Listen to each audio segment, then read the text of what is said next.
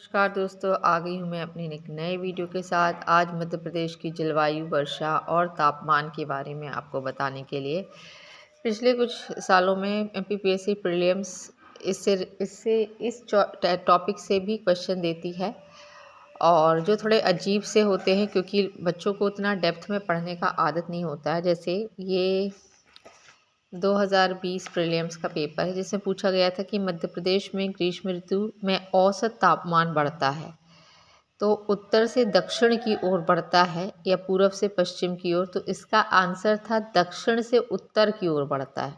ठीक है, तो एक ये क्वेश्चन आया था और एक ये आया था कि ये है 2021 का पेपर जिसे पूछा गया था कि मध्य प्रदेश में कितने कृषि जलवायु क्षेत्र में विभाजित है। तो टोटल 11 जलवायु क्षेत्रों में विभाजित है ये। तो इसी टॉपिक के आज हम कुछ बारीक पॉइंट्स पे नज़र डालेंगे जो एमपीपीएससी प्रीलिम्स जो अपकमिंग एग्ज़ाम होने वाला है उसके लिए बहुत ज़्यादा इम्पॉर्टेंट है। ठीक है, तो ये जो मैंने की पॉइंट्स बनाए हैं इसको सिर्फ आपको याद करना है, क्योंकि जो चीज़ फिक्स है उसमें आप कुछ घुमा फिरा के नहीं लिख सकते हो या ये चेंज नहीं होगी। ठीक है, जैसे यदि मध्य प्रदेश में जाड़े और गर्मी दोनों ही ऋतुओं में वायुदाब की जो रेखाएं हैं वो कहाँ से कहाँ तक चलती हैं, तो ये आती हैं पूर्व से पश्चिम की ओर चलती हैं। क्योंकि आपने देखा पिछले क्वेश्चन में पूछा था कि उत्तर से दक्षिण की ओर की, दक्षिण से उत्तर की ओर की, पूर्व से पश्चिम की ओर। तो यदि क्वेश्चन आता है कि जाड़े और गर्मी के दोनों ही ऋतुओं में वायुदाब की रेखाएं पूर्व से पश्चिम की ओर चलती है, और जो मध्य प्रदेश में लू की दिशा होती है वो उत्तर पश्चिम से पश्चिम पूर्व की ओर होती है। उत्तर पश्चिम से पश्चिम पूर्व की ओर होती है। वार्षिक और दैनिक तापांतर अधिक होता है। किस वजह से अधिक होता है? तो भारत के मध्य क्षेत्र में स्थित होने के कारण अधिक होता है, और समुद्र से दूरी का प्रभाव के कारण वार्षिक और दैनिक तापांतर जो है मध्य प्रदेश का वो अधिक होता है। अब हम तापमान के बारे में कुछ मुख्य बिंदुओं पर नज़र डालें तो मध्य प्रदेश में तापमान का सीधा संबंध समुद्र को की निकटता तथा समुद्र की सतह की ऊंचाई पर निर्भर करता है। औसत तापमान अवश्य सूर्य ताप से निर्धारित होता है। तो औसत तापमान किससे निर्धारित होता है? तो औसत जो तापमान है वो सूर्य ताप से निर्धारित होता है। अब हम मार्च महीने के बारे में पढ़ रहे हैं। मार्च महीने में क्या क्या होता है? तो दक्षिण भागों में समुद्र की निकटता और सूर्य के लंबवत होने के फलस्वरूप औसत तापमान अपेक्षाकृत अधिक होता है तथा उत्तर पश्चिम में कम होता है। तो मार्च में जो ग्रीष्म ऋतु आती है वहाँ दक्षिणी भागों में समुद्र की निकटता और सूर्य के लंबवत होने के कारण औसत तापमान अपेक्षाकृत अधिक होता है, जबकि उत्तर पश्चिम में क्या होता है? कम होता है। मार्च में समताप रेखाएं किस ओर चलती हैं? तो पूर्व से पश्चिम की ओर चलती हैं। ठीक है, अब हम मार्च से जून के बारे में पढ़ेंगे। ठीक है, तो मध्य प्रदेश के उत्तरी भागों में औसत तापमान अधिकतम होता है तथा दक्षिण और दक्षिण पूर्व की ओर कम होता है। ये मैं मार्च से जून की बात कर रही हूँ। ये मुख्य पॉइंट है इसमें कि सेकेंड समर किस मंथ में होता है मध्य प्रदेश में। तो सितंबर अक्टूबर में जब आकाश स्वच्छ होता है तब तापमान में हल्की सी वृद्धि होती है। इस गर्मी की को ही हम द्वितीय ऋतु या सेकेंड समर कहते हैं। तो सेकेंड समर किस महीने में होता है? तो सितंबर से अक्टूबर के बीच। मध्य प्रदेश के किस भाग में तापांतर अधिक होता है? मैंने औसत तापमान की बात नहीं कही है, मैंने पूछा है कि मध्य प्रदेश के किस भाग में तापांतर अधिक होता है। तो उत्तरी भागों में जाड़े और गर्मी के तापमान का अंतर वार्षिक तापांतर अधिक होता है। तो जाड़े और गर्मी के तापमान में अंतर को ही वार्षिक तापांतर कहते हैं। तो यदि आपसे पूछा जाए कि व्हाट इज़ वार्षिक तापांतर या वार्षिक तापांतर से आप क्या समझते हो, तो जाड़े और गर्मी के तापमान के अंतर को ही हम वार्षिक तापांतर कहते हैं।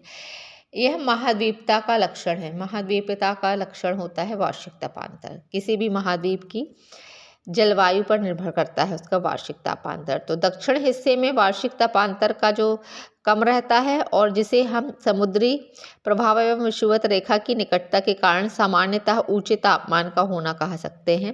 तो जैसे कि आपने पिछले पन्नों में पढ़ा कि दक्षिण हिस्से में औसत तापांतर अधिक होता है, जबकि ये वार्षिक तापांतर की बात करूं तो दक्षिणी हिस्से में वार्षिक तापांतर कम होता है। जाड़े की ऋतु का न होना विषुवत रेखा के निकट के प्रदेशों की विशेषता है। अधिक ठंड का ना होना विषुवत रेखा की वजह से होता है, क्योंकि मध्य प्रदेश के बीच से मकर रेखा गुजरती है। अब मध्य प्रदेश के लगभग सभी भागों में दैनिक तापांतर मार्च में सबसे अधिक होता है। उसका कारण क्या होता है? तो वायु में आर्द्रता बहुत कम होती है, जिस वजह से मध्य प्रदेश के लगभग सभी भागों में दैनिक तापांतर मार्च में अधिक होता है। अब हम थोड़ी सी नज़र डालते हैं वर्षा ऋतु की ओर। तो राज्य वर्षा की मात्रा की दृष्टि से मध्य स्थिति वाला प्रदेश है। राज्य का उत्तर पश्चिमी भाग अर्धशुष्क तथा अल्पांध्र है।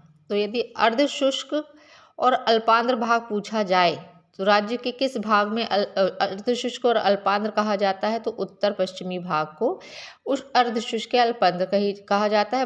वही दक्षिणी पूर्वी भाग जो है वो आंध्र कहा जाता है। तो ये मुख्य पॉइंट है, इसे नोट करिएगा, ये इम्पॉर्टेंट है कि राज्य का जो उत्तर पश्चिमी भाग है वह अर्धशुष्क तथा अल्पांध्र कहलाता है, वही उसका दक्षिणी पूर्वी जो भाग है वह आंध्र कहलाता है। मध्य प्रदेश में वर्षा दक्षिण पश्चिमी मानसून की दोनों शाखाओं की वजह से होती है। तो आपको पता है एक तरफ अरब सागर है और एक तरफ बंगाल की खाड़ी है, इसकी वजह से मध्य प्रदेश में वर्षा होती है। दक्षिण पूर्वी भाग में वर्षा जहां बंगाल की खाड़ी शाखा से होती है। तो यदि क्वेश्चन पूछा जाए कि दक्षिणी पूर्वी भाग में वर्षा का मुख्य कारण क्या है, तो बंगाल की खाड़ी की शाखा का होना, और पश्चिमी भाग में वर्षा अरब सागरी शाखा की वजह से होती है। तो ये दो भी इम्पॉर्टेंट है, इसको आप नोट डाउन कर लीजिएगा।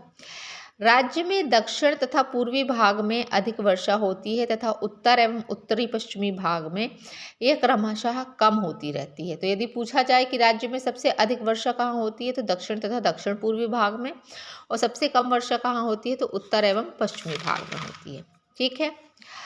अब मध्य प्रदेश में समवर्षा रेखाएं उत्तर पूर्वी दक्षिण पश्चिमी दिशा में फैली हुई हैं। वार्षिक वर्षा का वितरण दो कारकों द्वारा निर्धारित होता है।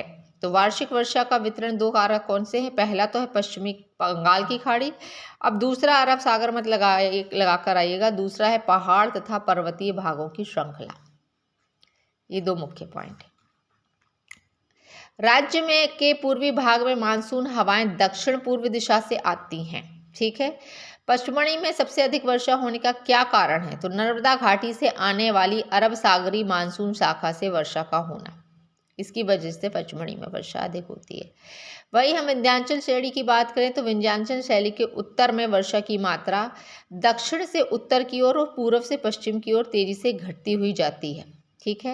ये फैक्ट्स है जिन्हें आपको याद करना होगा। तो राज्य की कुल लगभग 80 से 90% वर्षा दक्षिण पश्चिमी मानसून की प्राप्त होती है। तो ये मुख्य पॉइंट है कि 80 से 90% वर्षा का कारण क्या है? दक्षिण पश्चिमी मानसून, जो जून से सितंबर तक केंद्रित रहता है। इस ऋतु में वर्षा की मात्रा दक्षिण पूर्व से उत्तर और उत्तर पश्चिम की ओर घटती जाती है। इस पूरे पॉइंट को आपको फैक्ट को अच्छे से समझ के याद कर लेना है। इसी ऐसे ही डेप्थ क्वेश्चन क्योंकि पूछे जाते हैं। अभी हमने तापमान, जलवायु और वर्षा की बात की है, अब हम शीतकाल की ओर बात कर लेते हैं। तो अक्टूबर से फरवरी में वर्षा उष्ण कटिबंधीय चक्रवातों और शीतकालीन बौछारों के द्वारा होती है, जिसे माहोट कहते हैं। तो जो अक्टूबर और फरवरी में जो वर्षा होती है उसको माहोट कहा जाता है, और उस वर्षा का मुख्य कारण क्या है? उष्ण कटिबंधीय चक्रवातों के कारण अक्टूबर और फरवरी के महीने में, मतलब शीतकाल में वर्षा होती है मध्य प्रदेश में। अक्टूबर माह में वर्षा लौटते मानसून से होती है। ठीक है। और अक्टूबर फरवरी में उष्णकटिबंधीय चक्रवातों से।